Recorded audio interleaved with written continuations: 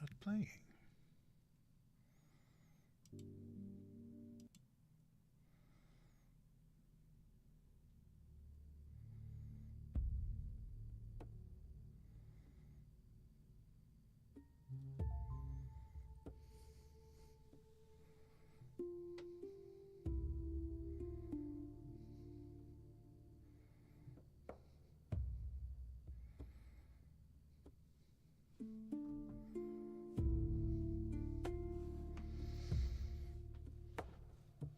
Hey, Matthew, how are you doing? Welcome in.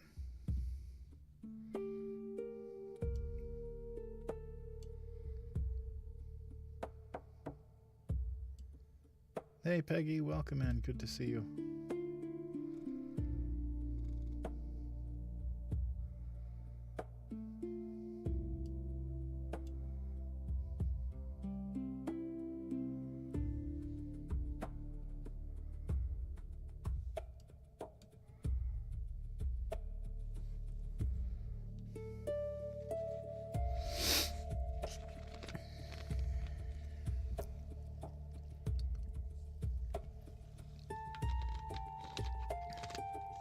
Thank you for the share, Peggy.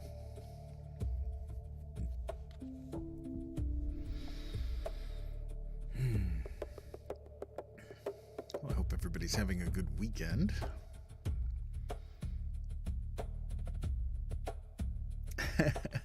Me too, Amy. I've been waiting to start this story. Hey, Michelle, how are you?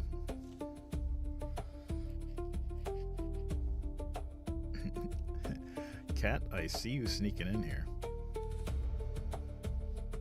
And thank you for sharing the live.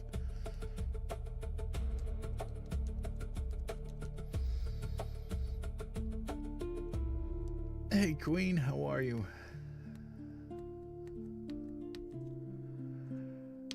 So I got a good story for the next 3 nights. Hey, Jasmine. Yeah, this is going to be a good one.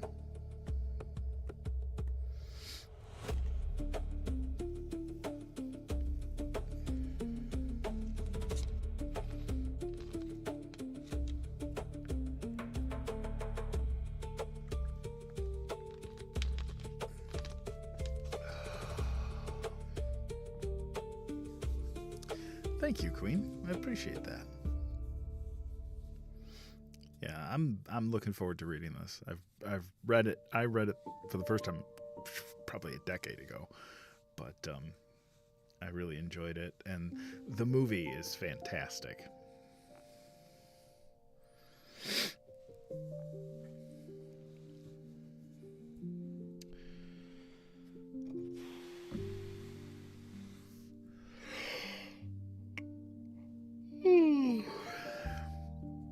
Hey, Colleen. Yes, indeed. We are going to read Coraline. We'll start it tonight, continue it tomorrow, and then we will be finishing it on Wednesday. I'm actually starting to line up stories for the end, towards the middle to end of September, and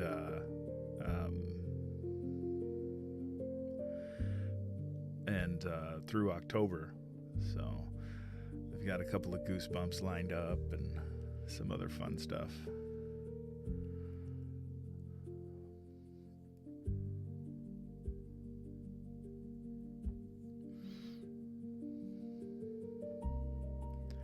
Trying to plan things out a little bit ahead of time so I'm not constantly under the gun to get it done.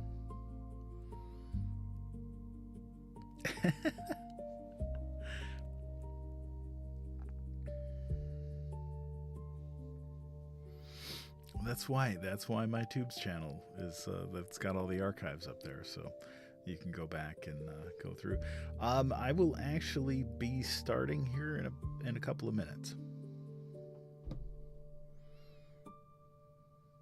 Just waiting for people to kind of filter in.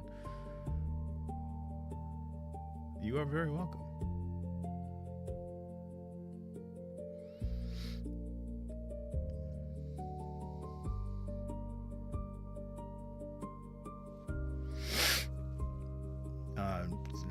think we talked about it last time, but the company that the production company that made Coraline also made. Hey, Nightfire, welcome in. Hey, Dedham, how are you? It's good to see you again. The company that made Coraline also made a movie called Kubo and the Two Strings, and if you've never seen it, it is absolutely phenomenal. I watch it easily once a year.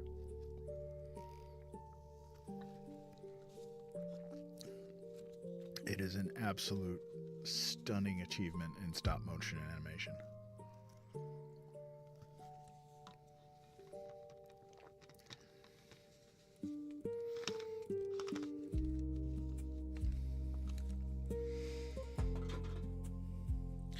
Well, you never know. Hey, Linda. Welcome in. How are you?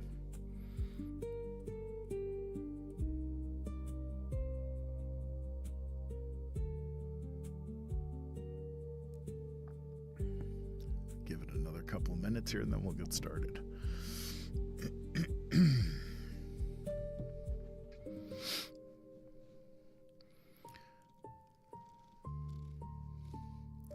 Now, if you guys could, share the live, repost, it helps me get more eyeballs or ear holes.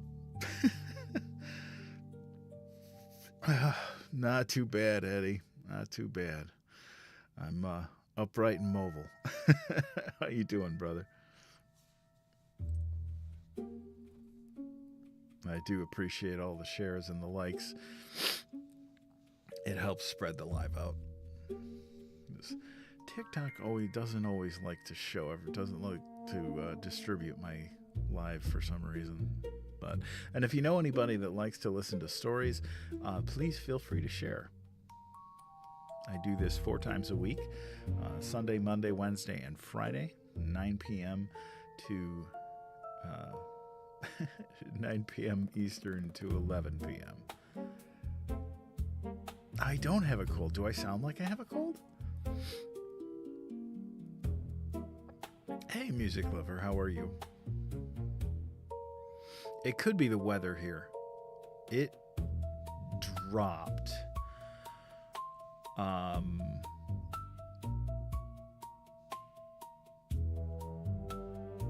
don't know. Well, I can fix that.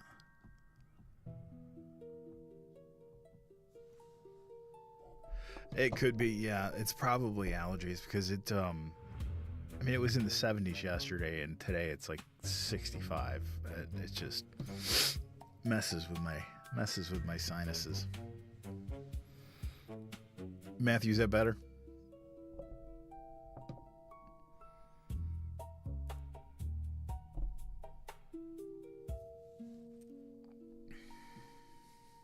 Awesome.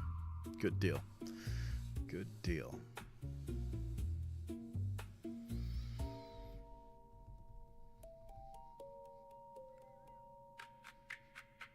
Well, nobody wants to hear my voice. Come on. Hey, Naomi. Welcome in. Good to see you. Yeah, who wants to listen to my voice? Jeez.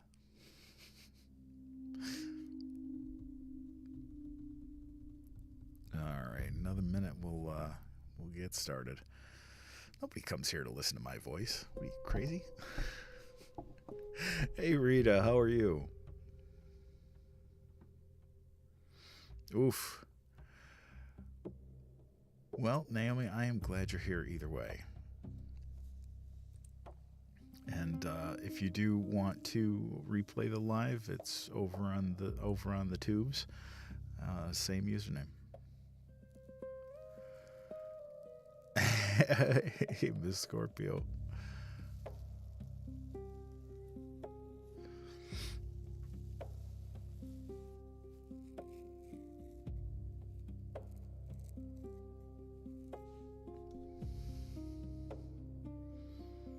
Hey, Southern Blue Eyes.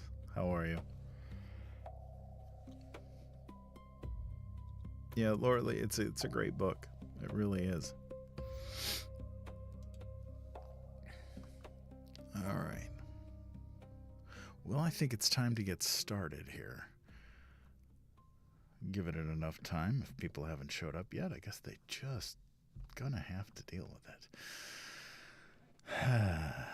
Well, happy Sunday, everybody. Oh, awesome. Well, I am glad that you enjoy watching. I enjoy reading.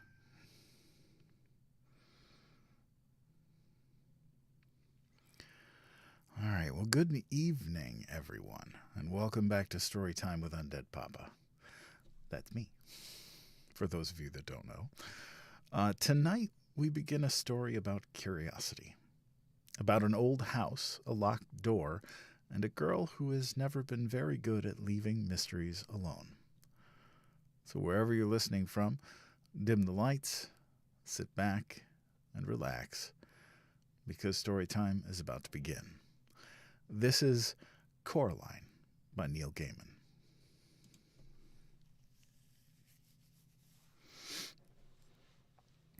Chapter 1. Coraline discovered the door a little while after they moved into the house. It was a very old house. It had an attic under the roof and a cellar under the ground and an overgrown garden with huge old trees in it. Coraline's family didn't own all of the house. It was too big for that.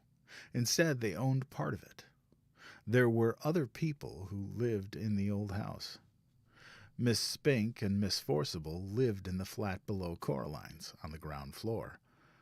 They were both old and round, and they lived in their flat with a number of aging Highland terriers who had names like Hamish and Andrew and Jock.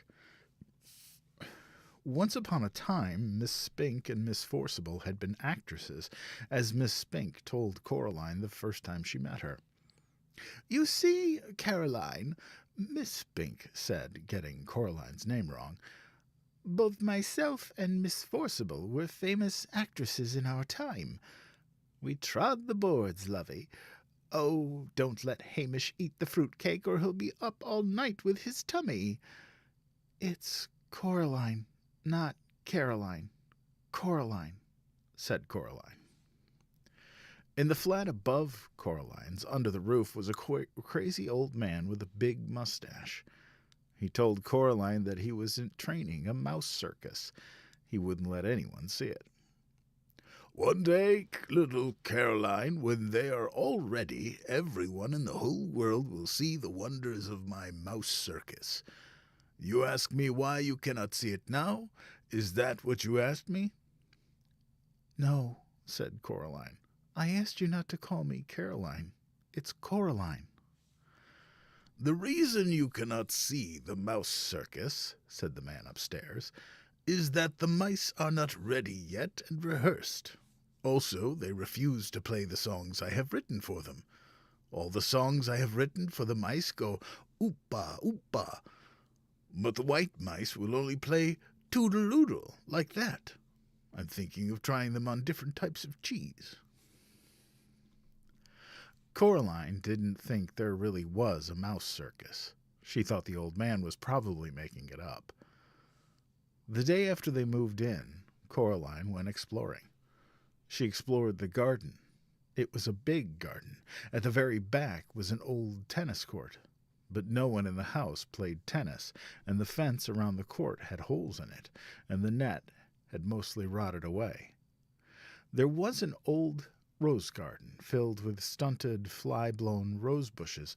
There was a rockery that was all rocks. There was a fairy ring made of squidgy brown toadstools which smelled dreadful if you accidentally trod on them. There was also a well. On the first day Coraline's family moved in, Miss Spink and Miss Forcible made a point of telling Coraline how dangerous the well was, and they warned her to be sure she kept away from it. So Coraline set off to explore for it, so that she knew where it was to keep away from it properly. She found it on the third day, in an overgrown meadow beside the tennis court, behind a clump of trees, a low brick circle almost hidden in the high grass. The well had been covered up by wooden boards to stop anyone falling in. There was a small knothole in one of the boards, and Coraline spent an afternoon dropping pebbles and acorns through the hole and waiting and counting until she heard the plop as they hit the water far below. Coraline also explored for animals. She found a hedgehog and a snakeskin, but no snake, and a rock that looked just like a frog, and a toad that looked just like a rock. There was also a haughty black cat who sat on walls and tree stumps and watched her, but slipped away if she ever went to try to play with it. That was how she spent her first 2 weeks in the house, exploring the garden and the grounds. Her mother made her come back inside for dinner and for lunch, and Coraline had to make sure she dressed up warm before she went out, for it was a cold, very cold summer that year. But go out she did, exploring every day until the day it rained, when Coraline had to stay inside. "What should I do?" asked Coraline. "Read a book," said her mother. "Watch a video, play with your toys, go and pester Miss Spink or Miss Forcible or the crazy old man upstairs." "No," said Coraline, "I don't want to do those things. I want to explore." "I don't really mind what you do," said Coraline's mother, "as long as you don't make a mess." Coraline went over to the window and watched the rain come down. It wasn't the kind of rain you could go out in. It was the other kind, the kind that threw itself down from the sky and splashed where it landed. It was the rain that meant business, and currently its business was turning the garden into a muddy, wet soup. Coraline had watched all the videos. She was bored with her toys, and she'd read all her books. She turned on the television. She went from channel to channel to channel, but there was nothing on but men in suits talking about the stock market and talk shows. Eventually, she found something to watch. It was the last half of a natural history program about something called protective coloration. She watched animals, birds, and insects which disguised themselves as leaves or twigs or other animals to escape from things that could hurt them. She enjoyed it, but it ended too soon and was followed by a program about a cake factory.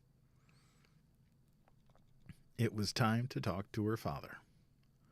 Coraline's father was home. Both of her parents worked doing things on computers, which meant they were home a lot of the time. Each of them had their own study. "Hello, Coraline," he said when she came in, without turning around.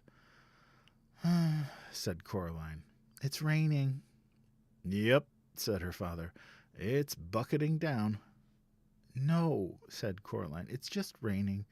Can I go outside?" "What does your mother say?" "She says you're not going out in weather like that, Coraline Jones." "Then no." "But I want to carry on exploring." "Then explore the flat," suggested her father. "Look, here's a piece of paper and a pen. Count all the doors and windows, list everything blue, mount an expedition to discover the hot water tank, and leave me alone to work." "Can I go into the drawing room?" The drawing room was where the Joneses kept the expensive and uncomfortable furniture. Coraline's grandmother had left them when she died. Coraline wasn't allowed in there. Nobody went in there. It was only for best. "If you don't make a mess and don't touch anything." Coraline considered this carefully. Then she took the paper and pen and went off to explore the inside of the flat. She discovered the hot water tank. It was in a cupboard in the kitchen. She counted everything blue, 153.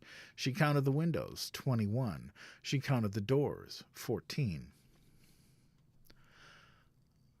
Of the doors that she found, 13 opened and closed.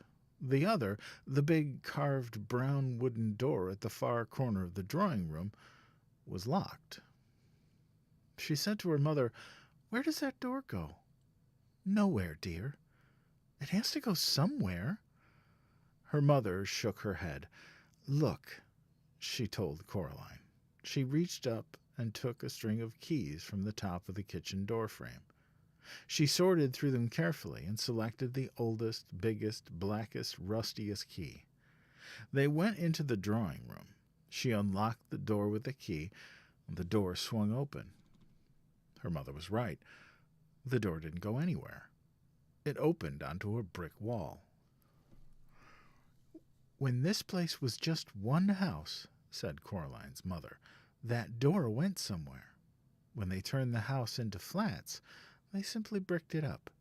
The other side is the empty flat on the other side of the house, the one that's still for sale."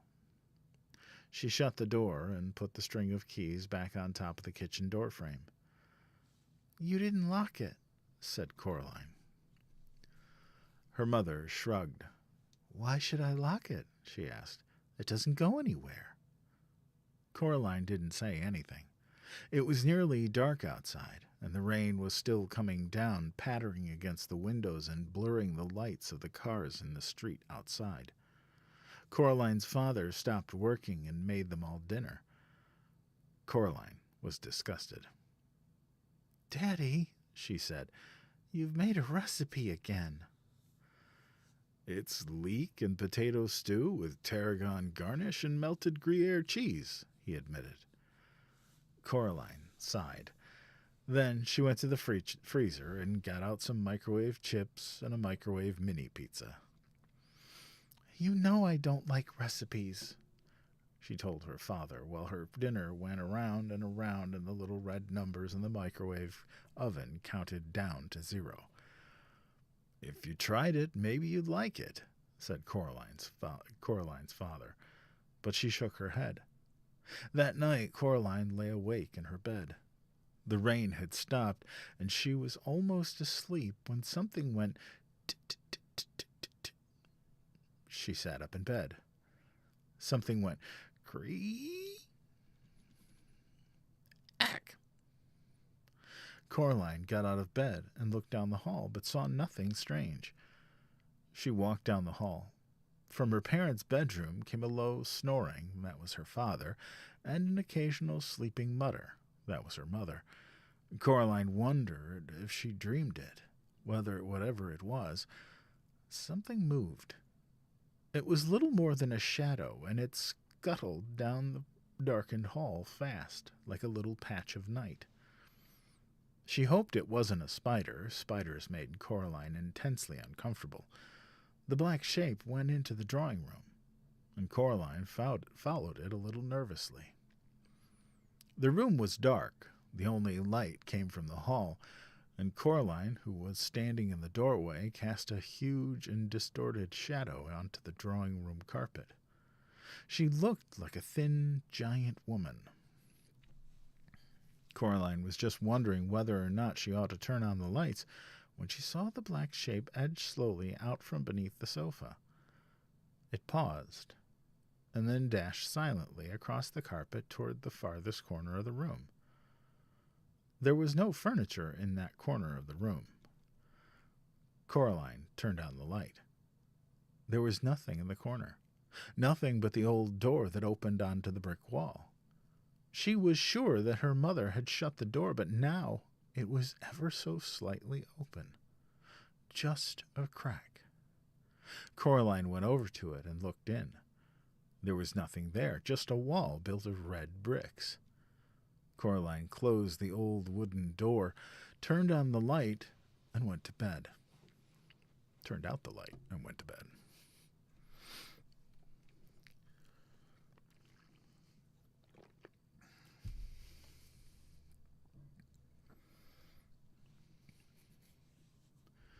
She dreamed of black shapes that slid from place to place, avoiding the light, until they were all gathered together under the moon. Little black shapes with little red eyes and sharp yellow teeth. They started to sing. Their voices were high and whispering and slightly whiny. They made Coraline feel uncomfortable. Then Coraline dreamed a few commercials, and after that she dreamed of nothing at all.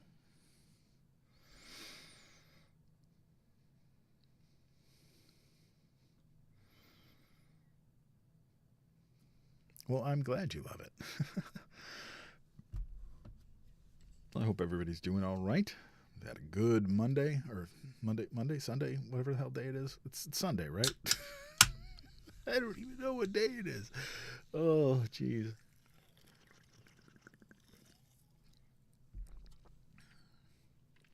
Gotta have a drink of my magical stay awake juice.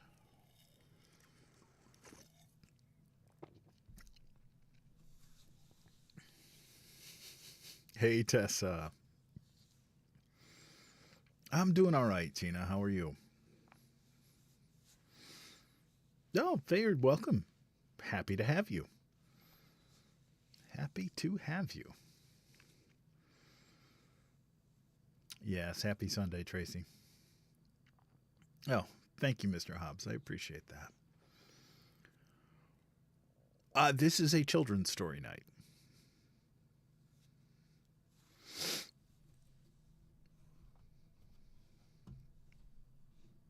Kendi the Jedi, I am happy to see you as well.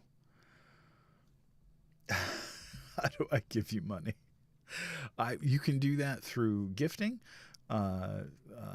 gifting in the live, and that's probably the best way. I read Ferris. I read 4 nights a week. Sunday, Monday, Wednesday, and Friday. Sunday, Monday are traditionally family-friendly nights. Yes, or become a super fan, or a super goblin, as we call them. Storytime goblins. All my lives are start at 9 p.m. Eastern and go to 11. Sunday, Monday are usually family-friendly nights, and Wednesday, Friday are for generally short stories of the science fiction and horror variety. Read a lot of gothic fiction, ghost stories, things like that. Now last week we did a little bit of a different thing. We did 4 nights of The Giver by Lois Lowry, and that was just, was all fun. Yes, Tessa, you need to be a good noodle. You behave. Hey, crazy mama, how are you?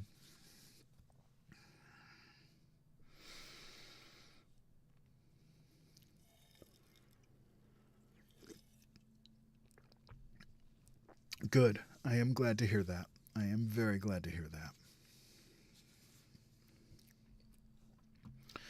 All right, let's continue. Chapter 2. The next day it stopped raining. The next day it had stopped raining, but a thick white fog had lowered over the house. I'm going for a walk, said Coraline. Don't go too far, said her mother, and dress up warmly. Coraline put on her blue coat with a hood, her red scarf, and her yellow Wellington boots. She went out. Miss Spink was walking her dogs. Hello, Caroline, said Miss Spink. Rotten weather. Yes, said Coraline. I played Portia once, said Miss Spink. Miss Forcible talks about her Ophelia, but it was my Portia that they came to see when we trod the boards. Miss Spink was bundled up in pullovers and cardigans, so she seemed more small and circular than ever.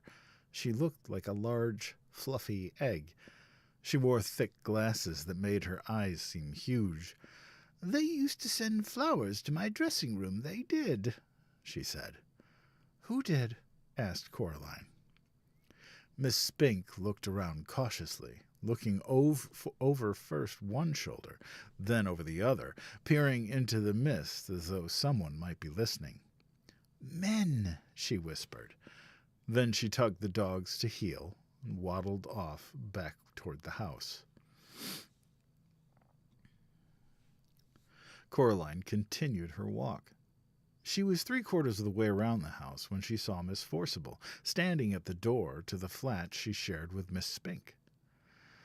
Have you seen Miss Spink, Caroline? Coraline told her that she had, and that Miss Spink was out walking the dogs. I do hope she doesn't get lost. It'll bring on her shingles if she does, you see, said Miss Forcible. You'd have to be an explorer to find your way around in this fog." "I'm an explorer," said Coraline. "Of course you are, lovey," said Miss Forcible. "Don't get lost now." Coraline continued walking through the gardens in the gray mist. She always kept in sight of the house. After about 10 minutes of walking, she found herself back where she had started. The hair over her eyes was limp and wet, and her face felt damp. "Ahoy, Caroline!" called the crazy old man upstairs. "Oh, hello," said Coraline. She could hardly see the old man through the mist. She walked down the steps on the outside of the house that led up past Coraline's front door up to the door of his flat. He walked down very slowly. Coraline waited at the bottom of the stairs. "Mice do not like the mist," he told her. "It makes their whiskers droop." "I don't like the mist much either," admitted Coraline. The old man leaned down so close that the bottoms of his mustache tickled Coraline's ear. "The mice have a message for you," he whispered. Coraline didn't know what to say. "The message is this: don't go through the door." He paused. "Does that mean anything to you?" "No," said Coraline. The old man shrugged. "They are funny, the mice. They get things wrong. They got your name wrong, you know. They kept saying Coraline and not Caroline. Not Caroline at all." He picked up a milk bottle from the bottom of the stairs and started back up to his attic flat.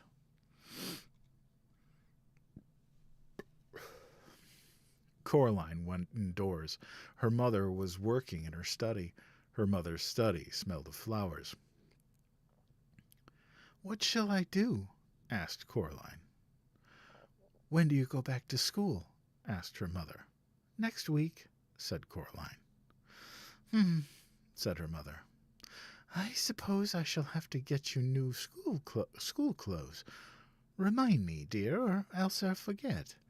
She went back to typing things on the computer screen. "What shall I do?" repeated Coraline. "Draw something." Her mother passed her a sheet of paper and a ballpoint pen. Coraline tried drawing the mist. After 10 minutes of drawing, she still had... Apologize. Had some technical issues.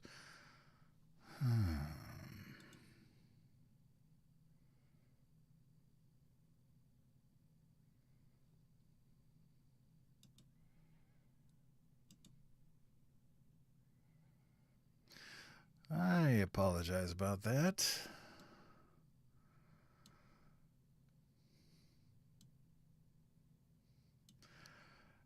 Yeah, my computer decided to freak out and reboot. Go figure. All right, bear with me while I get everything reopened.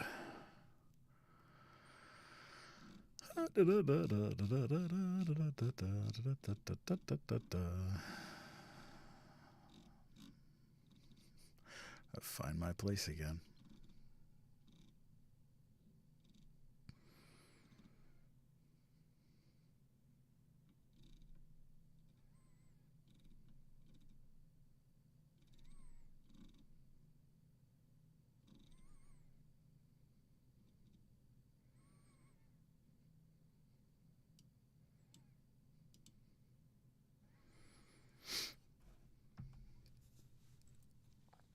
Okay.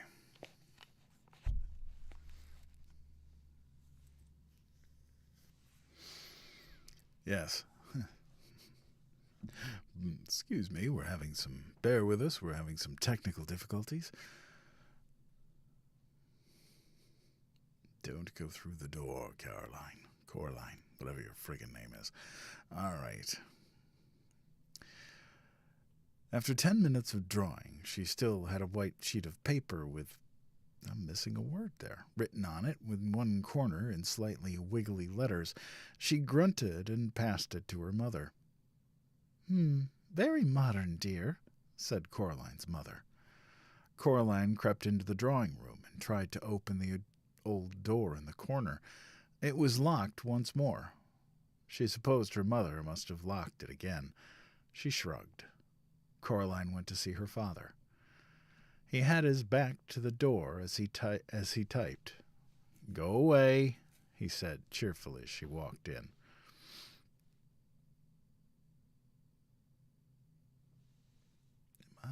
Okay. Let me be okay here. All right. "I'm bored," she said. "Learn how to tap dance," he suggested without turning around. Coraline shook her head. "Why don't you play with me?" she asked. "Busy," he said. "Working," he added. He still hadn't turned around to look at her. "Why don't you go and bother Miss Spink or Miss Forcible?" Coraline put on her coat and pulled up her hood and went out of the house. She went downstairs. She rang the door of Miss Spink and Miss Forcible's flat. Coraline could hear a frenzied woofing as the Scotty dogs ran out into the hall. After a while, Miss Spink opened the door. "Oh, it's you, Caroline," she said. "Angus, Hamish, Bruce, down now, lovies. It's only Caroline. Come in, dear. Would you like a cup of tea?" The flat smelled of furniture polish and dogs. "Yes, please," said Coraline. Jeez, I get this back and forth mixed up. Miss Spink led her into a dusty little room which she called the parlor. On the walls were black and white photographs of pretty women and theater programs in frames. Miss Forcible was sitting in one of the armchairs, knitting hard.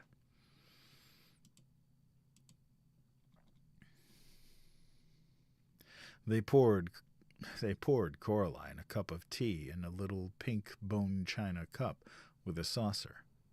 They gave her a dry Garibaldi biscuit to go with it.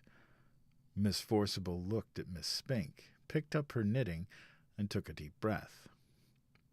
"Anyway, April, as I was saying, you still have to admit there's life in the old dog yet. Miriam, dear, neither of us is as young as we were." "Madame Arcati," replied Miss Forcible. "The nurse in Romeo, Lady Bracknell, character parts, they can't retire you from the stage." "Now, Miriam, we agreed," said Miss Spink. Coraline wondered if they'd forgotten she was there. They weren't making much sense. She decided they were having an argument as old and comfortable as an armchair, the kind of argument that no one ever really wins or loses, but which can go on forever if both parties are willing. She sipped her tea. "I'll read the leaves if you want," said Miss Spink to Coraline. "Sorry?" said Coraline. "The tea leaves, dear. I'll read your fortune." Coraline passed Miss Spink her cup. Miss Spink peered short-sightedly at the black tea leaves in the bottom. She pursed her lips. "You know, Caroline," she said after a while, "you are in terrible danger." Miss Forcible snorted and put down her knitting. "Don't be silly, April. Stop scaring the girl. Your eyes are going. Pass me that cup, child." Coraline carried the cup over to Miss Forcible. Miss Forcible looked into it carefully, shook her head, and looked into it again. "Oh, dear," she said. "You were right, April. She is in danger." "See, Miriam," said Miss Spink triumphantly. "My eyes are as good as they ever were." "What am I in danger from?" asked Coraline. Miss Spink and Forcible stared at her blankly. "It didn't say, dear," said Miss Spink. "Tea leaves aren't reliable for that kind of thing. Not really. They're good for general, but not for specifics." "What should I do, then?" asked Coraline, who was slightly alarmed by this. "Don't wear green in your dressing room," suggested Miss Spink. "Or mention the Scottish play?" asked Miss Forcible. Coraline wondered why so few of the adults she had met made any sense. She sometimes wondered who they thought they were talking to. "And be very, very careful," said Miss Spink. She got up from the armchair and went over to the fireplace. On the mantelpiece was a small jar, and Miss Spink took off the top of the jar and began to pull things out of it. There was a tiny china duck, a thimble, a strange little brass coin, 2 paper clips, and a stone with a hole in it. She passed Coraline the stone with a hole in it. "What's this for?" asked Coraline. The hole went all the way through the middle of the stone. She held it up to the window and looked through it. "It might help," said Miss Spink.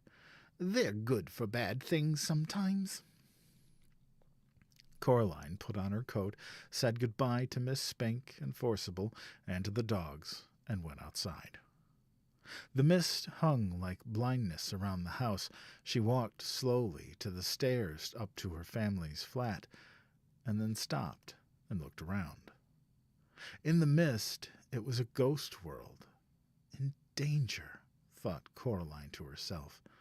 It sounded exciting. It didn't sound like a bad thing. Not really. Coraline went back upstairs. Her fist closed tightly around her new stone.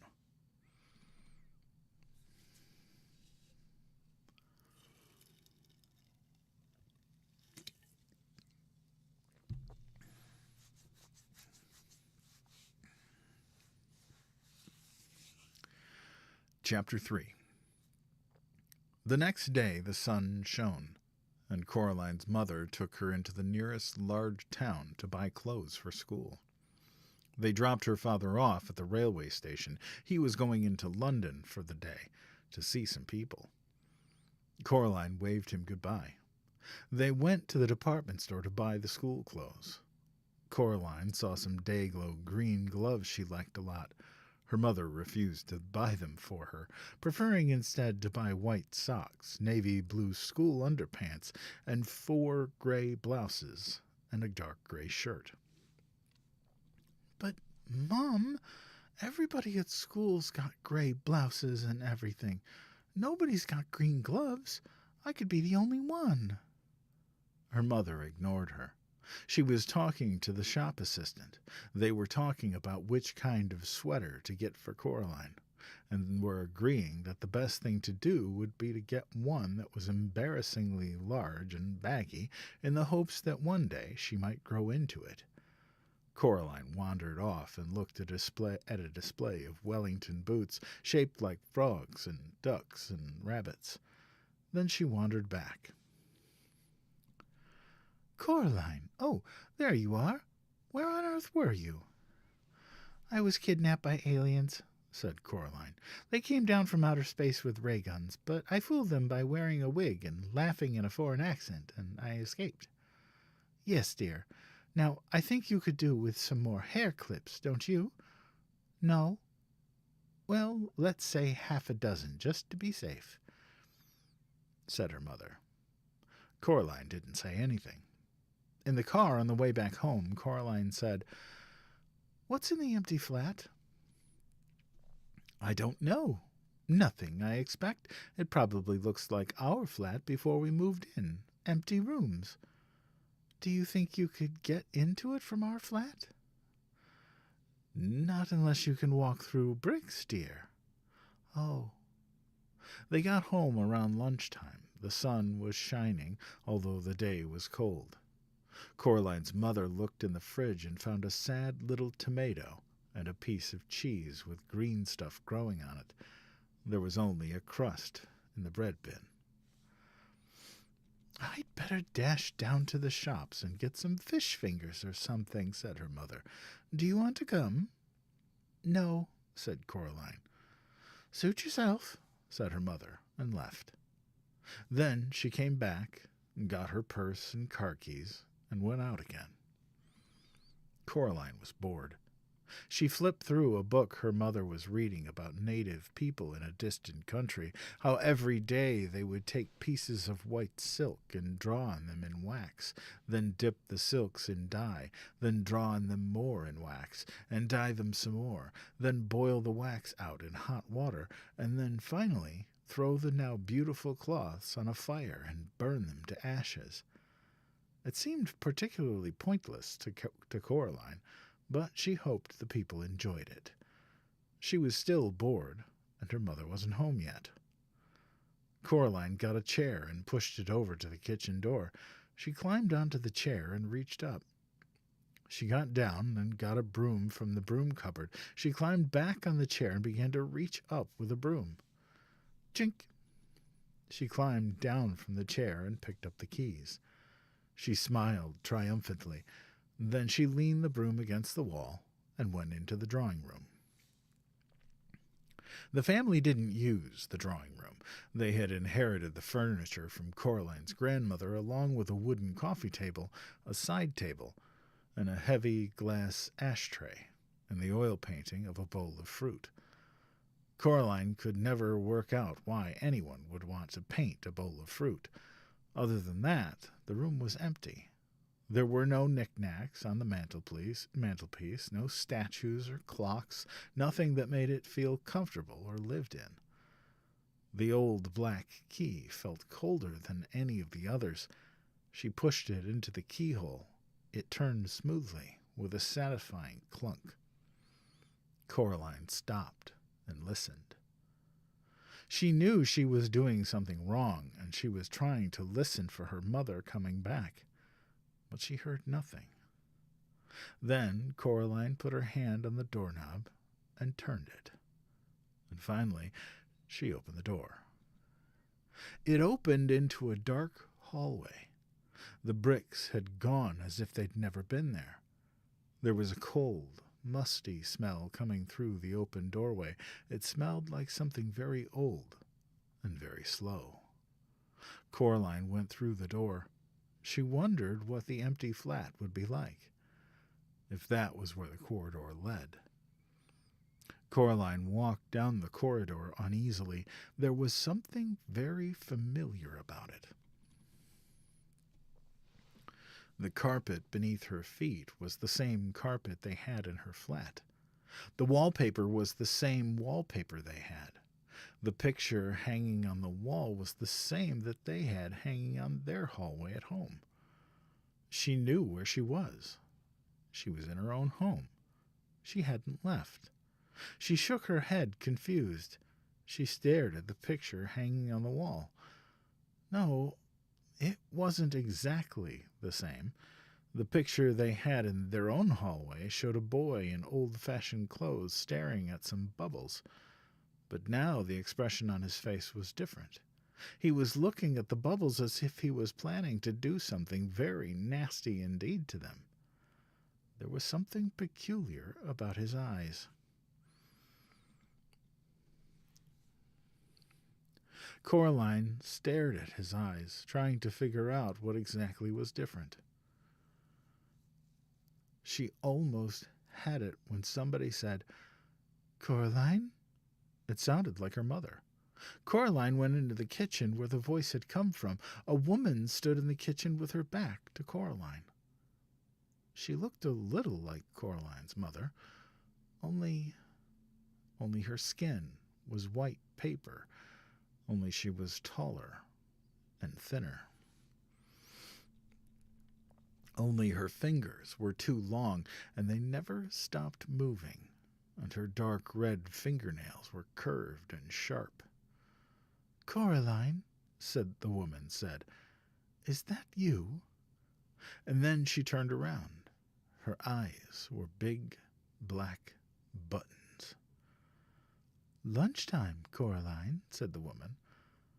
"Who are you?" asked Coraline. "I'm your mother," said the woman. "Go and tell your father that lunch is ready." She opened the door of the oven. Suddenly, Coraline realized how hungry she was. It smelled wonderful. "Well, go on." Coraline went down the hall to where her father's study was. She opened the door. There was a man there, sitting at the keyboard with his back to her. "Hello," said Coraline. "I mean," she said to say that lunch is ready." The man turned around. His eyes were buttons, big and black and shiny. "Hello, Coraline," he said. "I'm starving." He got up and went with her into the kitchen. They sat at the kitchen table, and Coraline's other mother brought them lunch. A huge golden-brown roasted chicken, fried potatoes, tiny green peas. Coraline shoveled the food into her mouth. It tasted wonderful.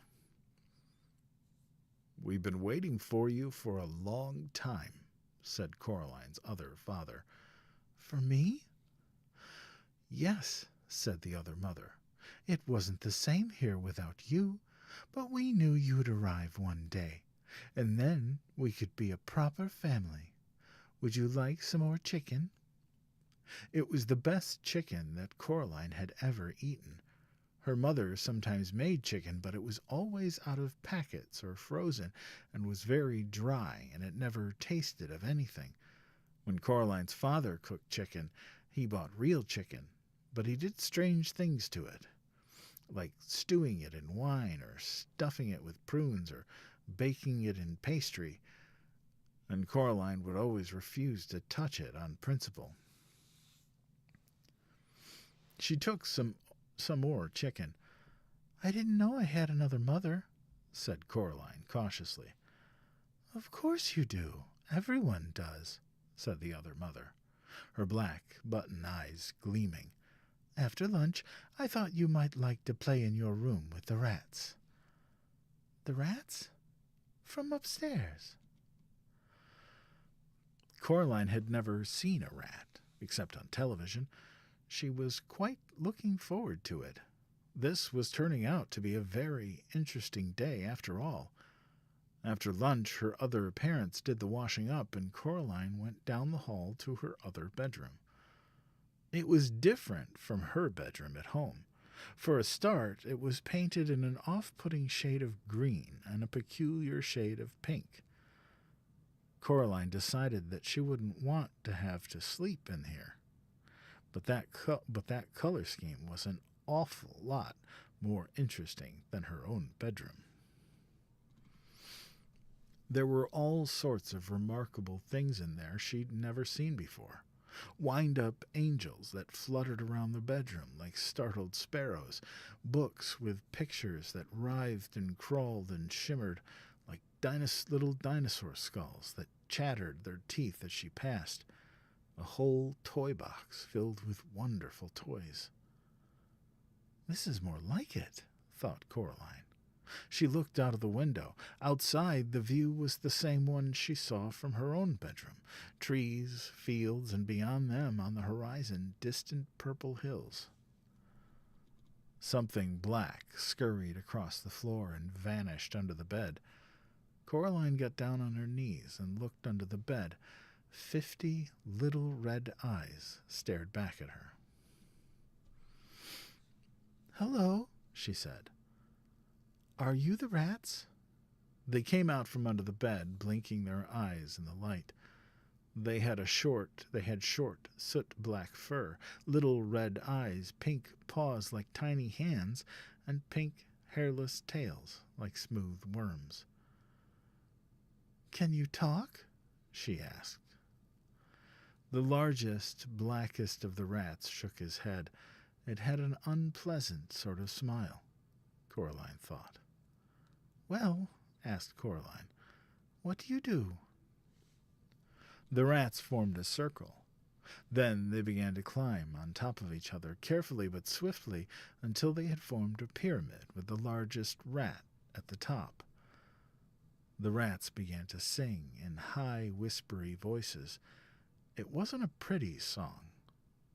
Coraline was sure she'd heard it before, or something like that, although she was unable to remember exactly where. Then the pyramid fell apart and the rats scampered fast and black toward the door. The other crazy old man upstairs was standing in the doorway holding a tall black hat in his hands.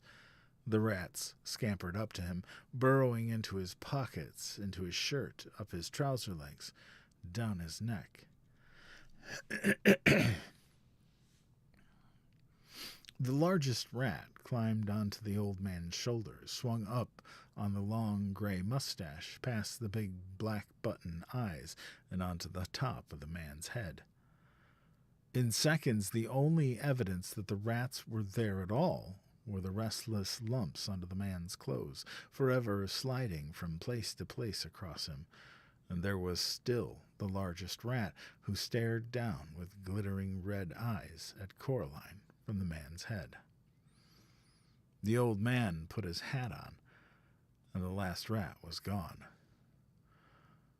"Hello, Coraline," said the other man upstairs. "I heard you were here. It is time for the rats to have their dinner, but you can come up with me if you like and watch them feed." There was something hungry in the old man's button eyes that made Coraline feel uncomfortable. "No, thank you," she said. "I'm going outside to explore." The old man nodded very slowly. Coraline could hear the rats whispering to each other, although she could not tell what they were saying. She was not certain that she wanted to know what they were saying. Her other parents stood in the kitchen doorway as she walked down the corridor, smiling identical smiles and waving slowly. "Have a nice time outside," said her other mother. "We'll just wait here for you to come back," said her other father. When Coraline got to the front door, she turned back and looked at them. They were still watching her and waving and smiling. Coraline walked outside and down the steps.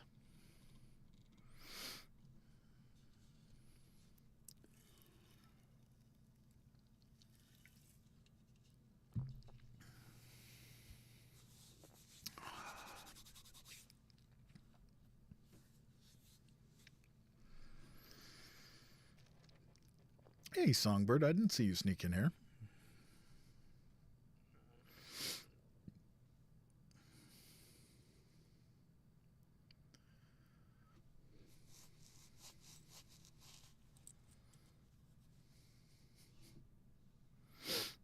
Alrighty then.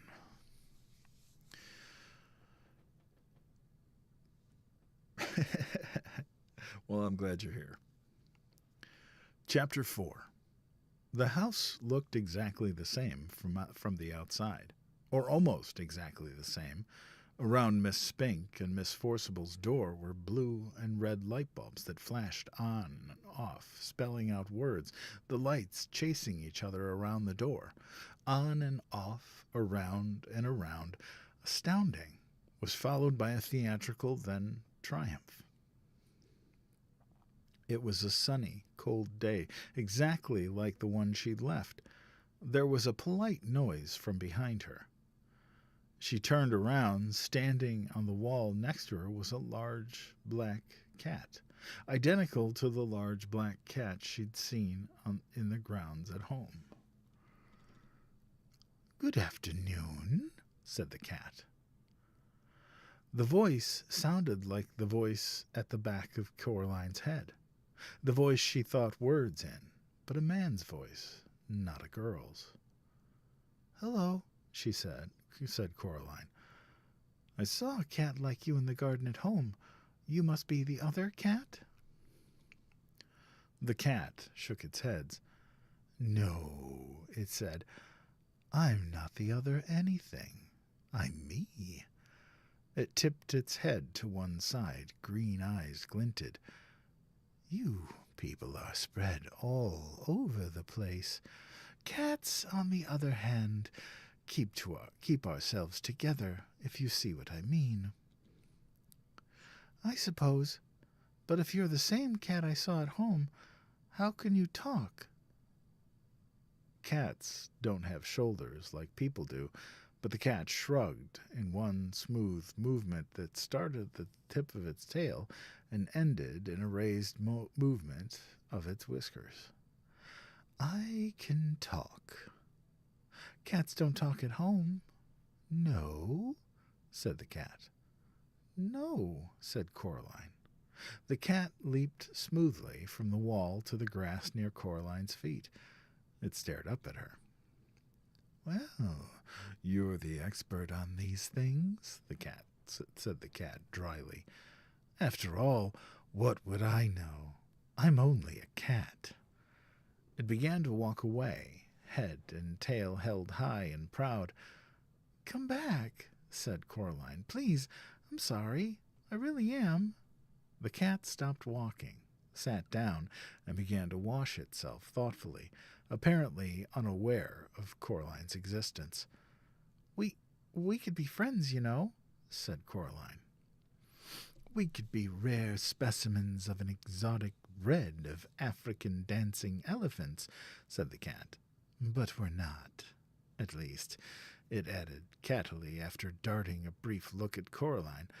I'm not. Coraline sighed. Please, what's your name? Coraline asked the cat. Look, I'm Coraline, okay? The cat yawned slowly, carefully, revealing a mouth and tongue of astounding pinkness. Cats don't have names, it said. No? Said Coraline. No, said the cat. Now, you people have names. That's because you don't know who you are. We know who we are, so we don't need names. There was something irritatingly self-centered about the cat, Coraline decided. As it were, in its opinion, the only thing in any world or place that could possibly be of any importance. Half of her wanted to be very rude to it. The other half of her wanted to be polite and deferential. The polite half won. Please, what is this place? The cat glanced around briefly. It's here, said the cat. I can see that. Well, how did you get here? Like you did. I walked, said the cat. Like this. Coraline watched as the cat walked slowly across the lawn. It walked behind a tree, but didn't come out on the other side. Coraline went over to the tree and looked behind it. The cat was gone. She walked back toward the house. There was another polite noise from behind her. It was the cat. By the by, it said, it was sensible of you to bring protection. I'd hang on to it if I were you. Protection? That's what I said, said the cat. And anyway, it paused and stared intently at something that wasn't there. Then it went down into a low crouch and moved slowly forward 2 or 3 steps. It seemed to be stalking an invisible mouse. Abruptly, it turned tail and dashed for the woods. It vanished among the trees. Coraline wondered what the cat had meant. She also wondered whether cats could all talk where she came from and just chose not to, or whether they could only talk when they were here, wherever here was. She walked down the brick steps to Miss Spink and Miss Forcible's front door. The blue and red lights flashed on and off. The door was open, just slightly.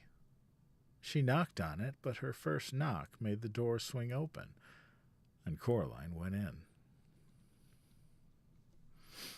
She was in a dark room that smelled of dust and velvet. The door swung shut behind her, and the room was black. Coraline edged forward into a small anteroom. Her face brushed against something soft. It was a cloth. She reached up her hand and pushed at the cloth. It parted. She stood blinking on the other side of the velvet curtains in a poorly lit theater. Far away at the edge of the room was a high wooden stage, empty and bare, a dim spotlight shining onto it from high above. There were seats between Coraline and the stage, rows and rows of seats. She heard a shuffling noise, and a light came toward her, swinging from side to side. When it was closer, she saw the light was coming from a flashlight being carried in the mouth of a large black Scotty dog, its muzzle gray with age. "Hello," said Coraline. The dog put the flashlight down on the floor and looked up at her. What the hell just happened?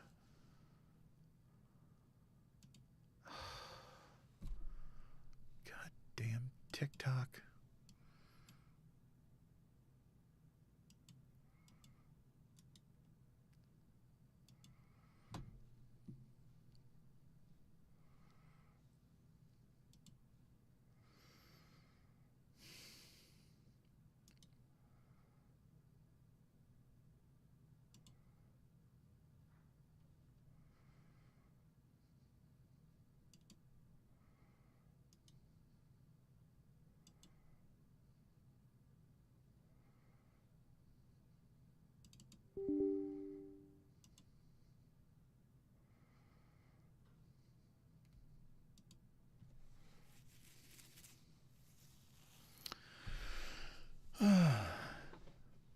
We're having technical difficulties.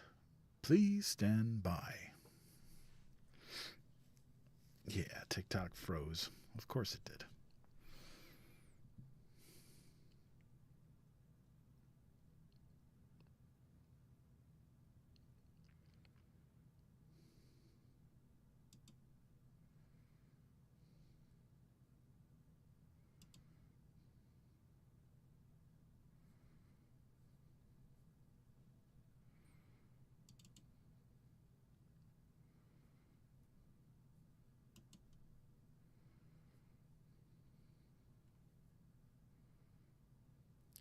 Man, TikTok is stressing me out tonight.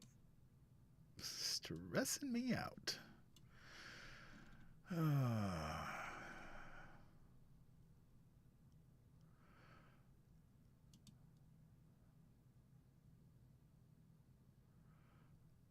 Yeah, that's been up the whole time. That hasn't crashed. So,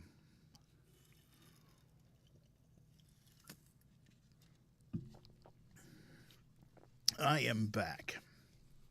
And this time I mean it. I'm not going anywhere. I'm determined to finish night one, whether it kills me. If it keeps up like this, it's probably going to. Man, I'm telling you. Hey, Buford, how are you? Alrighty then. It's freaking killing me, man.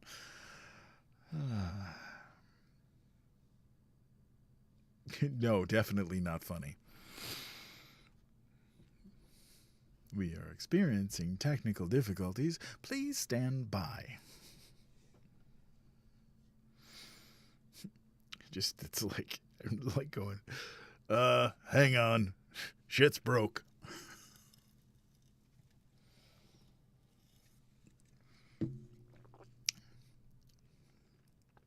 Well, thank you, Delia.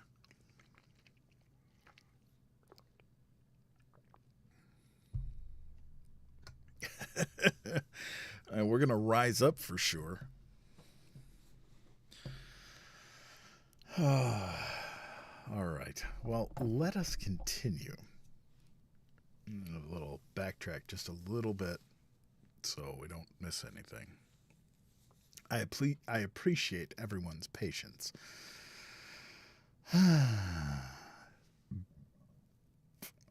Excuse me. There were seats between Coraline and the stage, rows and rows of seats. She heard a shuffling noise, and a light came toward her, swinging from side to side. Excuse me. When it was closer, she saw the light was coming from a flashlight being carried in the mouth of a large black Scotty dog, its muzzle gray with age. "Hello," said Coraline. The dog put the flashlight down on the floor and looked up at her. Right, let's see your ticket, he said gruffly. Ticket? That's what I said. Ticket. Haven't got all day, you know. You can't watch the show without a ticket. Coraline sighed. I don't have a ticket, she admitted. Another one, said the dog gloomily. Come in here, bold as anything. Where's your ticket? Haven't got one. I don't know. It shook its head, then shrugged. Come on, then. He picked up the flashlight in his mouth and trotted off into the dark. Coraline followed him.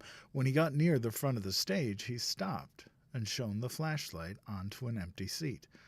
Coraline sat down, and the dog wandered off. As her eyes got used to the darkness, she realized that the other inhabitants of the seats were also dogs. There was a sudden hissing noise from behind the stage. Coraline decided it was the sound of a scratchy old record being put onto a record player. The hissing became the noise of trumpets, and Miss Spink and Miss Forcible came onto the stage. Miss Spink was riding a one-wheeled bicycle and juggling balls. Miss Forcible skipped behind her, holding a basket of flowers. She scattered the flower petals across the stage as she went. They reached the front of the stage. Geez, don't do it again, TikTok.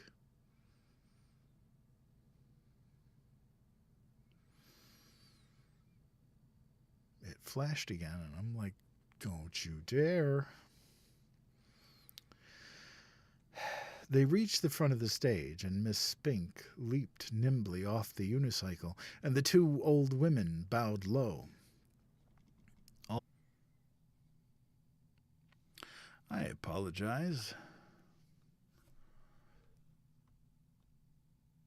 Yeah, I don't blame you. This freaking thing is killing me. It's TikTok. It's TikTok Live Studio. It's the software is just garbage.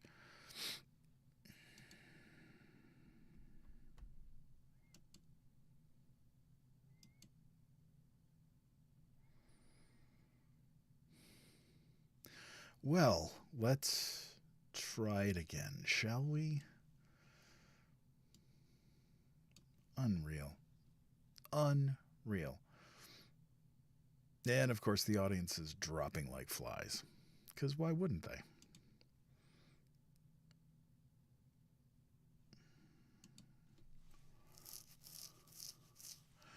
Please stay. Please, sir, can I have some more?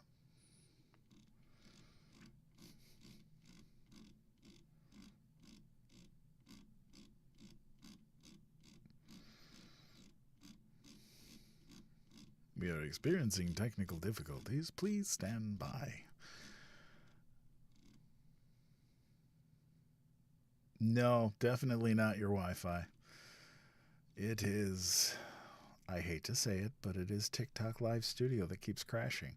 And it's one time it crashed itself, and then the other time it crashed. Both times, the other two times it crashed the freaking computer. But we love TikTok. We love the TikTok shop.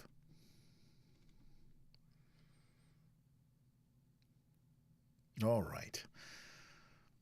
All the dogs thumped their tails and barked enthusiastically. Coraline clapped politely. Then they unbuttoned their fluffy round coats and opened them. But their coats weren't all that opened. Their faces opened too. They're like empty shells. Out of the old, empty, fluffy, round bodies, go away, Steam, stepped two young women. They were thin and pale and quite pretty and had black button eyes. The new Miss Spink was wearing green tights and high brown boots that went most of the way up her legs. The new Miss Forcible wore a white dress that had flowers in her long yellow hair. Coraline pressed back against her seat.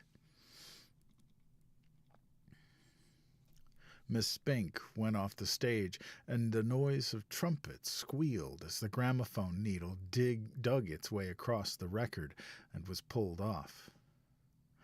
"This is my favorite bit," whispered the little dog in the seat next to her. The other Miss Forcible picked a knife. The other Miss Forcible picked a knife out of a box. Jeez Louise.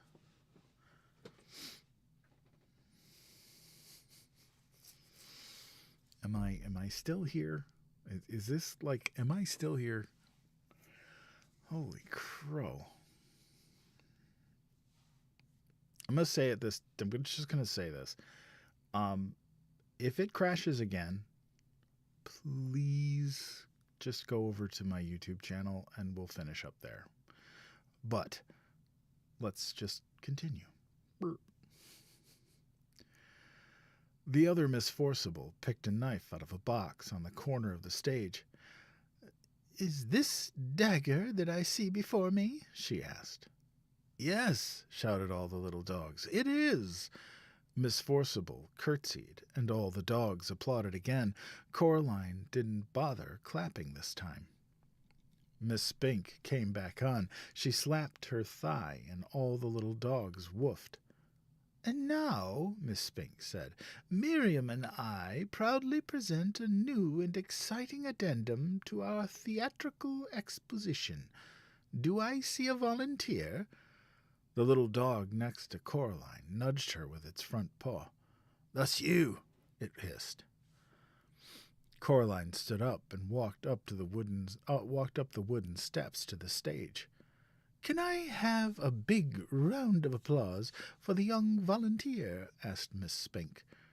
The dogs woofed and squealed and thumped their tails on the velvet seats. "Now, Coraline," said Miss Spink, "what's your name?" "Coraline," said Coraline. "And we don't know each other, do we?" Coraline looked at the thin young woman with black button eyes and shook her head slowly. "Now," said the other Miss Spink, "stand over here." She led Coraline over to a board by the side of the stage and put a balloon on top of Coraline's head. Miss Spink walked over to Miss Forcible. She blindfolded Miss Forcible's button eyes with a scarf, and she put the knife into her hands. When she turned her around 3 or 4 times and pointed her at Coraline, Coraline held her breath and squeezed her fingers into 2 tight fists. Yes, it is the same username, UndeadPapa. And I would heartily suggest that even if you don't follow me, don't go over there tonight, follow me over there anyway, because there will be some exclusive stuff going up to the tubes, and we will have probably an exclusive live over there. So, yes. Anyway, Miss Forcible threw the knife at the balloon. It popped loudly, and the knife stuck into the board just above Coraline's head and twanged there. Coraline breathed out. The dogs went wild. Miss Spink gave Coraline a very small box of chocolates and thanked her for being such a good sport. Coraline went back to her seat. "You were very good," said the little dog. "Thank you," said Coraline. Miss Forcible and Miss Spink began juggling with huge wooden clubs. Coraline opened the box of chocolates. The dog looked at them longingly. "Would you like one?" asked the little dog. "Oh, yes, please," whispered the dog. "Only not the toffee ones. They make me drool." "I thought chocolates weren't very good for dogs," she said, remembering something Miss Forcible had once told her. "Maybe where you come from," whispered the little dog. "Here, it's all we eat." Coraline couldn't see what the chocolates were. In the dark, she took an experimental bite of one, which turned out to be coconut. Coraline didn't like coconut. She gave it to the dog. "Thank you," said the dog. "You're welcome," said Coraline. Miss Forcible and Miss Spink were doing some acting. Miss Forcible was sitting on a stepladder, and Miss Spink was standing at the bottom. "What's in a name?" asked Miss Forcible. "That which we call a rose by any other name would smell as sweet." "Have you got any more chocolate?" said the dog. Coraline gave the dog another chocolate. "I know not how to tell thee who I am," said Miss Spink to Miss Forcible. "This bit finishes soon," whispered the dog. "Then they start folk dancing." "How long does this go on for?" asked Coraline. "The theater." "All the time," said the dog. "Forever and always." "Here," said Coraline. "Keep the chocolates." "Thank you," said the dog. Coraline stood up. "See you soon," said the dog. "Bye," said Coraline. She walked out of the theater and back into the garden. She had to blink her eyes at the daylight. Her other parents were waiting for her in the garden, standing side by side. They were smiling. "Did you have a nice time?" asked her other mother. "It was interesting," said Coraline. The three of them walked back up to Coraline's other house together. Coraline's other mother stroked Coraline's hair with her long white fingers.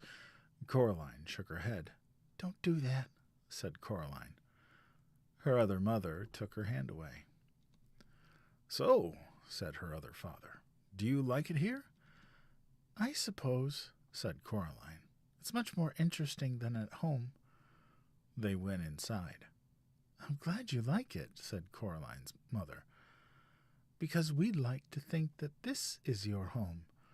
You can stay here forever and always if you want to." Said Coraline.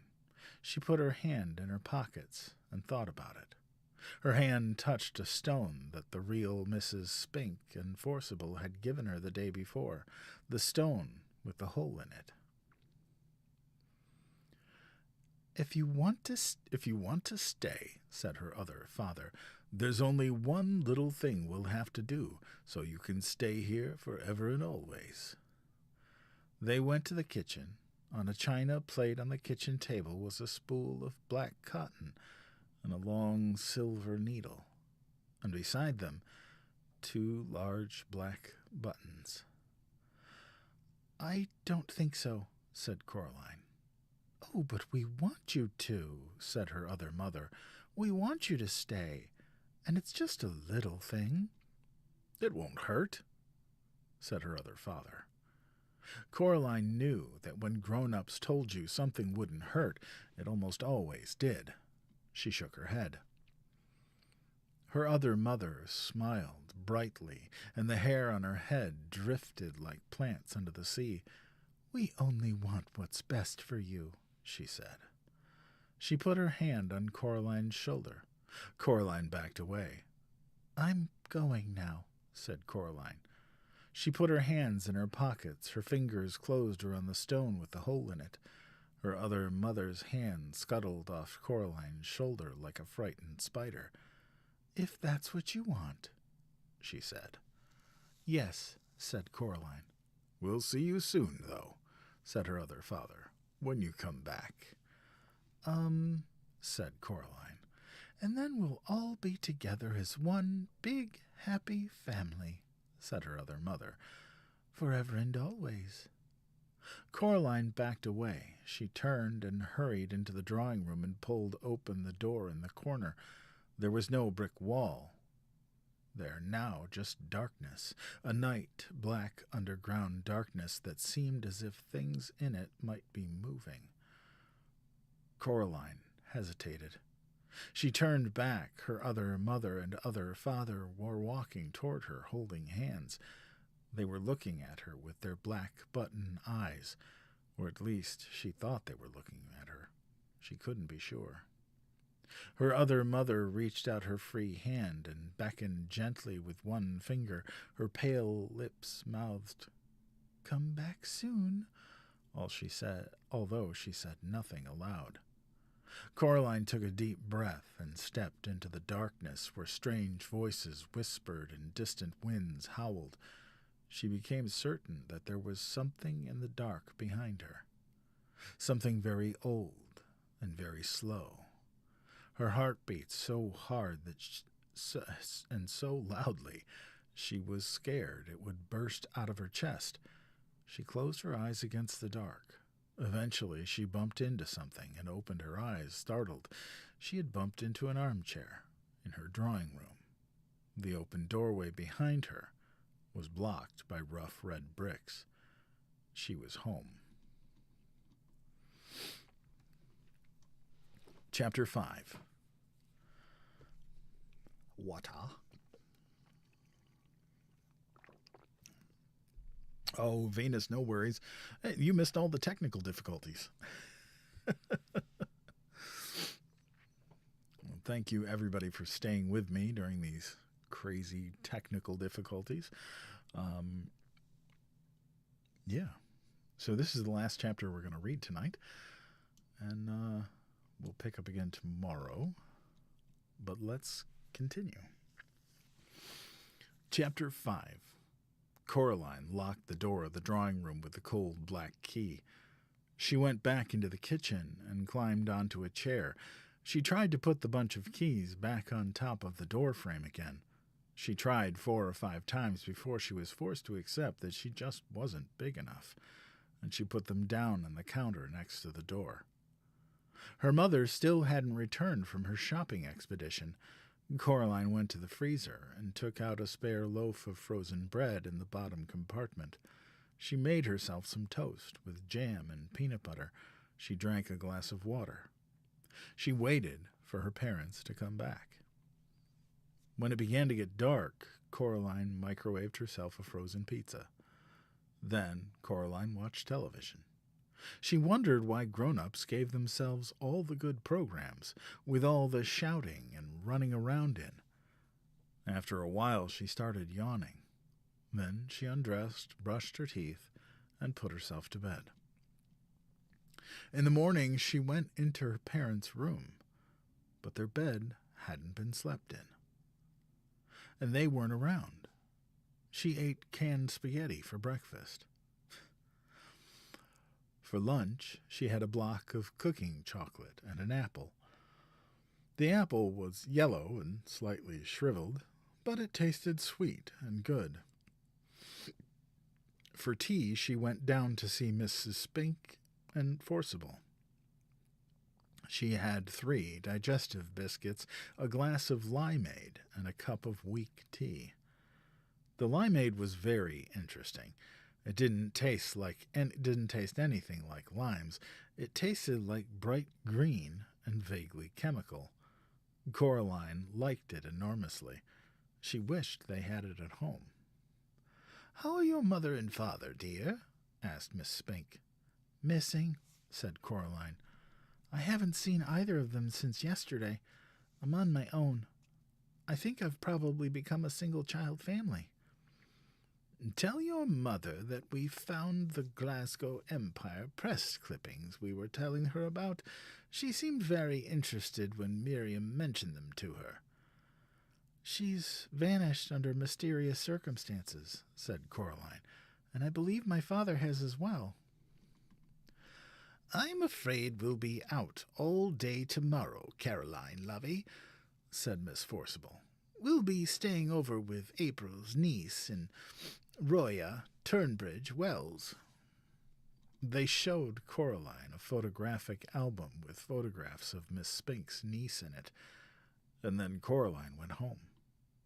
She opened her money box and walked down to the supermarket. She bought 2 large bottles of limeade, a chocolate cake, and a new bag of apples, and went home and ate them for dinner. She cleaned her teeth and went into her father's office. She woke up his computer and wrote a story. Coraline's story. She printed out the story and turned off the computer. Then she drew a picture of the little girl dancing underneath the words on the paper. She ran herself a bath with too much bubble bath in it, and the bubbles ran over the side and went all over the floor. She dried herself and the floor as best she could and went to bed. Coraline woke up in the night. She went into her parents' bedroom, but the bed was made and empty. The glowing green numbers on the digital clock glowed 3:12 a.m. All alone, in the middle of the night, Coraline began to cry. There was no other sound in the empty flat. She climbed into her parents' bed, and after a while, she went to sleep. Coraline was woken by cold paws batting her face. She opened her eyes. Big, green eyes stared back at her. It was the cat. "Hello," said Coraline. "How did you get in?" The cat didn't say anything. Coraline got out of bed. She was wearing a long t-shirt and pajama bottoms. "Have you come to tell me something?" The cat yawned, which made its eyes flash green. "Do you know where Mommy and Daddy are?" The cat blinked at her, slowly. "Is that a yes?" The cat blinked again. Coraline decided that was indeed a yes. "Will you take me to them?" The cat stared at her. Then it walked out into the hall. She followed it. It walked the length of the corridor and stopped down at the very end, where a full-length mirror hung. The mirror had been a long time before, the inside of a wardrobe door. It had been hanging there on the wall when they moved in, and although Coraline's mother had spoken occasionally of replacing it with something newer, she'd never had. Coraline turned on the light in the hall. The mirror showed the corridor behind her. That was only to be expected, but reflected in the mirror were her parents. They stood awkwardly in the reflection of the hall. They seemed sad and alone. As Coraline watched, they waved to her slowly with limp hands. Coraline's father had his arm around her mother. In the mirror, Coraline's mother and father stared at her. Her father opened his mouth and said something, but she could hear nothing at all. Her mother breathed on the inside of the mirror glass, and quickly, before the fog faded, she wrote with the tip of her forefinger. The fog on the inside of the mirror faded, and so did her parents. And now the mirror reflected only the corridor, and Coraline, and the cat. "Where are they?" Coraline asked the cat.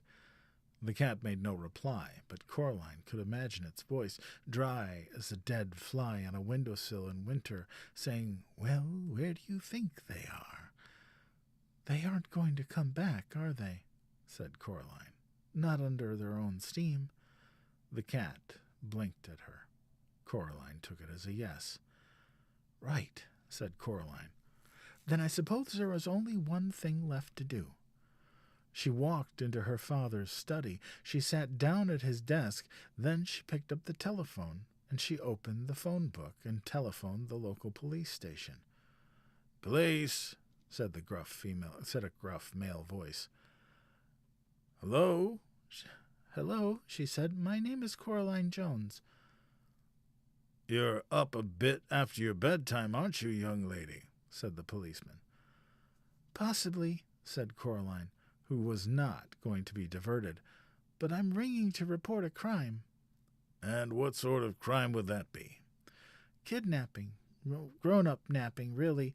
My parents have been stolen away into a world on the other side of the mirror in our hall." "And do you know who stole them?" asked the police officer. Coraline could hear the smile in his voice, and she tried extra hard to sound like an adult might sound, to make him take her seriously. "I think my other mother has them both in her clutches. She may want to keep them and sew their eyes over with black buttons, or she may simply have them in order to lure me back into reach of her fingers. I'm not sure." "Ah, the nefarious clutches of her fiendish fingers, is it?" he said. You know what I suggest, Miss Jones?" "No," said Coraline. "What?" "You ask your mother to make you a big old mug of hot chocolate, then you give her a great you give a great big old hug. There's nothing like hot chocolate and a hug for making the nightmares go away. And if she starts to tell you off for waking her up at this time of night, why, you tell her that's what the policeman said." He had a deep, reassuring voice. Coraline was not reassured. "When I see her," said Coraline, "I shall tell her that." And she put down the telephone. The black cat, who sat on the floor grooming his fur through this entire conversation, now stood up and led the way into the hall. Coraline went back into her bedroom and put on her blue dressing gown and her slippers. She looked under the sink for a flashlight and found one, but the batteries had long since run down, and it barely glowed with the faintest straw-colored light. She put it down again and found a box of in case of emergency white wax candles and thrust one into a candlestick. She put an apple in each pocket. She picked up the ring of keys and took the old black key off the ring. She walked into the drawing room and looked at the door. She had the feeling that the door was looking at her, which she knew was silly, and knew on a deeper level was somehow true. She went back into her bedroom and rummaged in the pocket of her jeans. She found the stone with the hole in it and put it into her dressing gown pocket. She lit the candle wick with a match and watched it sputter and light. Then she picked up the black key. It was cold in her hand. She put it into the keyhole in the door, but did not turn the key. "When I was a little girl," said Coraline to the cat, "when we lived in our old house a long time ago, my dad took me for a walk on the wasteland between our house and the shops. It wasn't the best place to go for a walk, really. There were all these things that people had thrown away back there, old cookers and broken dishes and dolls with no arms and no legs and empty cans and broken bottles. Mum and Dad made me promise not to go exploring back there because there were too many sharp things and tetanus and such. But I kept telling them I wanted to explore it. So one day my dad put on his big brown boots and his gloves and put my boots on me and my jeans and sweater, and we went for a walk. We must have walked about 20 minutes when we went down this hill to the bottom of a gully where a stream was, when my dad suddenly said to me, 'Coraline, run away, up the hill, now!' He said it in a sort of tight way, urgently, so I did. I ran away up the hill. Something hurt me on the back of my arm as I ran, but I kept running. As I got to the top of the hill, I heard somebody thundering up the hill behind me. It was my dad, charging like a rhino. When he reached me, he picked me up in his arms and swept me over the edge of the hill. And then we stopped, and we puffed and we panted, and we looked back down the gully. The air was alive with yellow wasps. We must have stepped on a wasp nest in a rotten branch as we walked. And while I was running up the hill, my dad stayed and got stung to give me time to run away. His glasses had fallen off when he ran. I only had the sting on the back of my arm. He had 39 stings all over him. We counted later in the bath. The black cat began to wash its face and whiskers in a manner that indicated increasing impatience. Coraline reached down and stroked the back of its head and neck. The cat stood up and walked several paces until it was out of her reach. Then it sat down and looked up at her again. "So," said Coraline, "later that afternoon my dad went back again to the wasteland to get his glasses back. He said if he left it another day, he wouldn't be able to remember where they'd fallen. As soon as he got home wearing his glasses, he said that he wasn't scared when he was standing there and the wasps were stinging him and hurting him, and he was watching me run away, because he knew he had to give me enough time to run, or the wasps would have come after both of us." Coraline turned the key in the door. It turned with a loud clunk. The door swung open. There was no brick wall on the other side of the door, only darkness. A cold wind blew through the passageway. Coraline made no move to walk through the door. And he said that wasn't brave of him, doing that, just standing there and being stung, said Coraline to the cat. It wasn't brave because he wasn't scared. It was the only thing he could do. But going back again to get his glasses when he knew the wasps were there, when he was really scared, that was brave. She took her first step down the corridor. She could smell dust and damp and mustiness. The cat padded alongside of her. "And why was that?" asked the cat, although it sounded barely interested. "Because," she said, "when you're scared but you still do it anyway, that's brave." The candle cast huge, flickering shadows along the wall. She heard something moving in the darkness. Beside her, or to one side of her, she could not tell. It seemed as if it was keeping pace with her, whatever it was. "And that's why you're going back to her world, then," said the cat.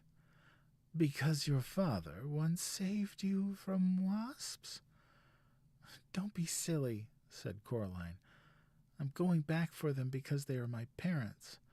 And if they noticed I was gone, I'm sure they would do the same for me. You know you're talking again."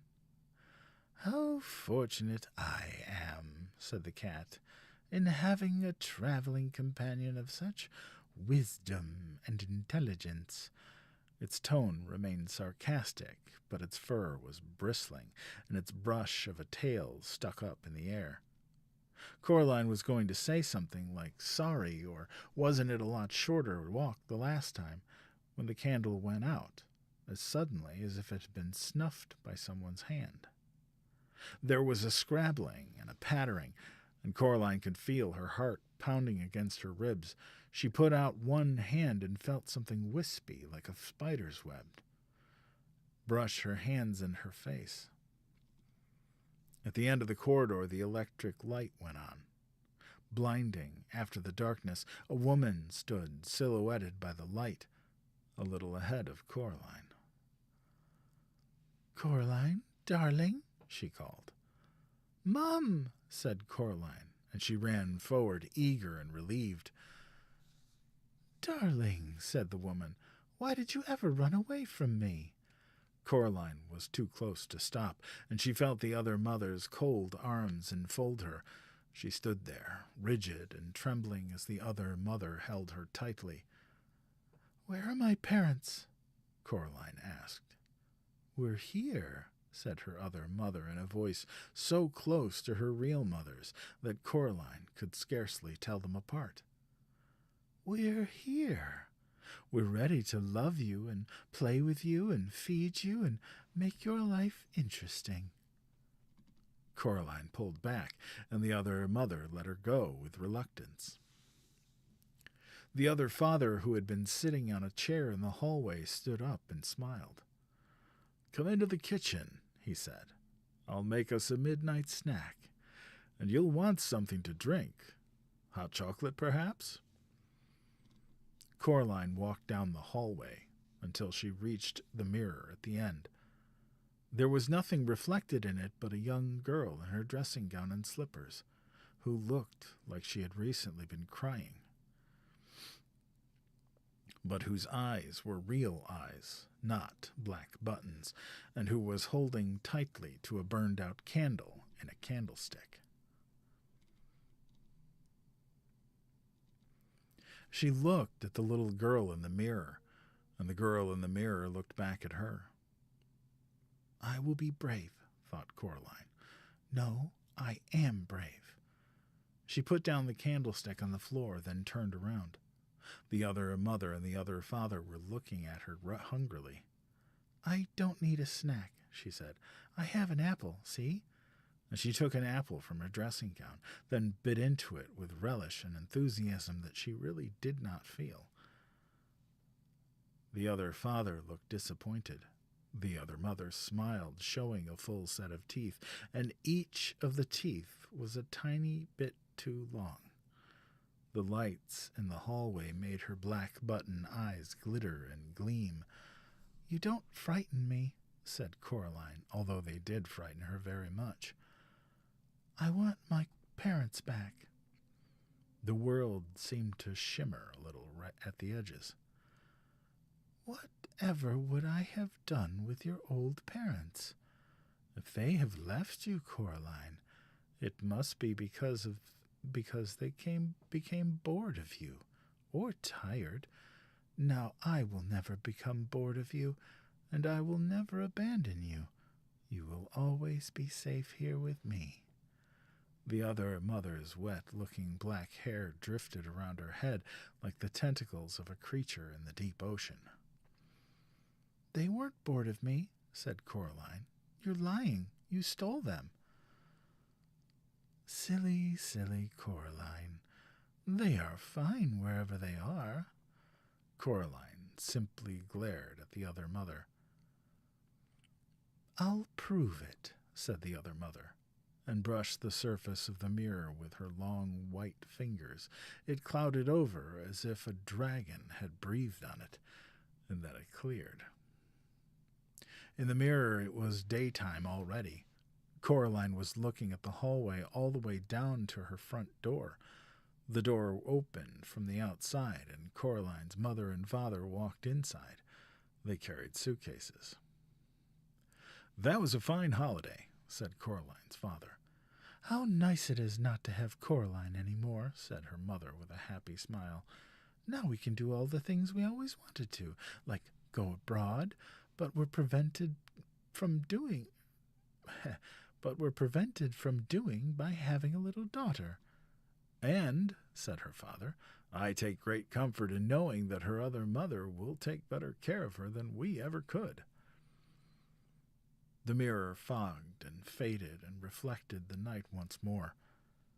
"See?" said her other mother. "No," said Coraline, "I don't see, and I don't believe it either." She hoped that what she had just seen was not real, but she was not as certain as she sounded. There was a tiny doubt inside her, like a maggot in an apple core. Then she looked up and saw the expression on her other mother's face, a flash of real anger which crossed her face like summer lightning. And Coraline was sure in her heart that what she had seen in the mirror was no more than an illusion. Coraline sat down on the sofa and ate her apple. "Please," said her other mother, "don't be difficult." She walked into the drawing room and clapped her hands twice. There was a rustling noise, and a black rat appeared. It stared up at her. "Bring me the key," she said. The rat chittered, and then it ran through the open door that led back to Coraline's own flat. The rat returned, dragging the key behind it. "Why don't you have your own key on this side?" asked Coraline. "There is only one key, only one door," said the other father. "Hush," said the other mother. "You must not bother our darling Coraline's head with such trivialities." She put the key in the keyhole and twisted. The lock was stiff, but it clunked closed. She dropped the key into her apron pocket. Outside, the sky had begun to lighten to a luminous gray. "If we aren't going to have a midnight snack," said the other mother, "we still need our beauty sleep. I'm going to bed. Coraline, I would suggest you do the same." She placed her long white fingers on the shoulder of the other father, and she walked him out of the room. Coraline walked over to the door at the far corner of the drawing room. She tugged on it, but it was tightly locked. The door of her other parents' bedroom was now closed. She was indeed tired, but she did not want to sleep in the bedroom. She did not want to sleep under the same roof as her other mother. The door was not locked. The front door was not locked. Coraline walked out into the dawn and down the stone stairs. She sat down on the bottom step. It was cold. Something furry pushed itself against her side in one smooth, insinuating motion. Coraline jumped, then breathed a sigh of relief when she saw what it was. "Oh, it's you," she said to the black cat. "See?" said the cat. "It wasn't so hard recognizing me, was it? Even without names. Well, what if I wanted to call you?" The cat wrinkled its nose and managed to look unimpressed. "Calling cats," it confided, "tends to be a rather overrated activity. Might as well call a whirlwind." "What if it was dinner time?" asked Coraline. "Wouldn't you want to be called then?" "Of course," said the cat, "but a simple cry of 'dinner' would do nicely. See? No need for names." "Why does she want me?" Coraline asked the cat. "Why does she want me to stay here with her?" "She wants something to love, I think," said the cat. "Something that isn't her. She might want something to eat as well. It's hard to tell with creatures like that." "Do you have any advice?" asked Coraline. The cat looked as if it were about to say something else sarcastic. Then it flicked its whiskers and said, "Challenge her. There's no guarantee she'll play fair, but her kind of thing loves games and challenges." "What kind of thing is that?" asked Coraline. But the cat made no answer, simply stretched luxuriantly and walked away. Then it stopped and turned and said, "I'd go inside if I were you. Get some sleep. You have a long day ahead of you."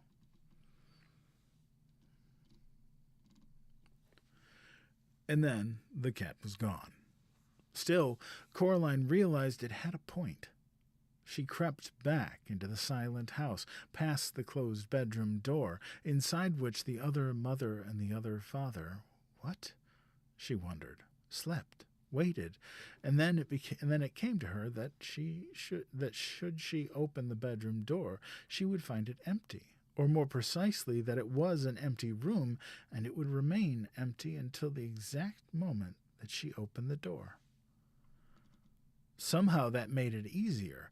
Coraline walked into the green and pink parody of her own bedroom. She closed the door and hauled the toy box in front of it. It would not keep anyone out, but the noise somebody would make trying to dislodge it would wake her, she hoped. The toys in the toy box were still mostly asleep, and they stirred and muttered as she moved their box. And then they went back to sleep.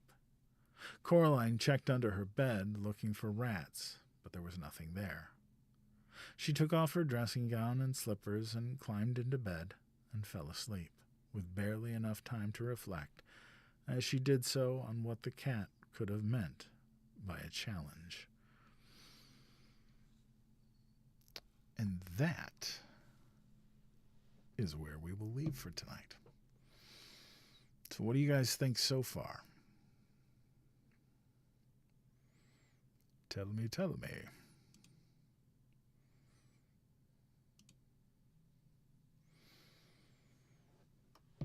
Oh, good. I'm glad.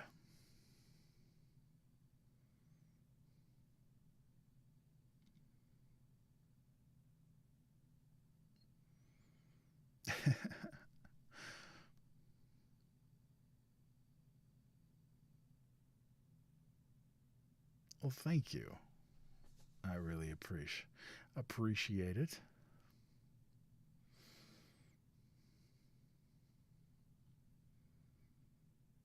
I'm glad you enjoyed it. So I will be back on tomorrow night for part 2. I'm glad you'll be back. I'm glad you're enjoying it, Queen.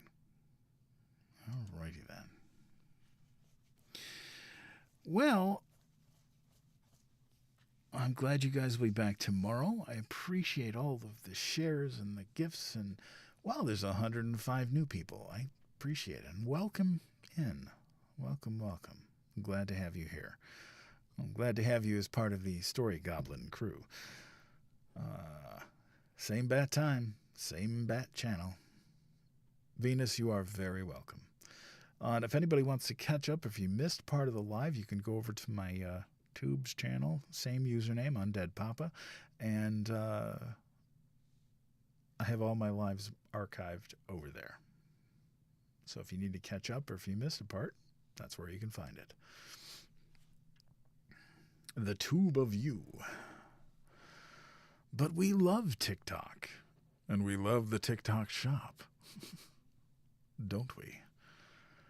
We love the TikTok shop. I like the tubes of you. The tube you. You too. Have a lovely evening. Alrighty then. Well, good. So that's where we'll leave our story for tonight. Back on the other side of the door, Coraline has begun to understand something very important. Being brave doesn't mean being unafraid. It means being afraid and going forward anyway. Thank you all for spending a little time around the campfire with me tonight. Join me again tomorrow night as we continue Coraline by Neil Gaiman. If you like these stories and would like to help support what I do here, please consider becoming a super fan, or a super goblin as we call them around here, or visiting the UndeadPapa mercantile to pick up some official Storytime merchandise. Really cool t-shirts. Every bit of support helps keep the campfire lit. And until then, please be kind to each other. And be kind to yourself. Because kindness matters. And so do you. Good night, everybody.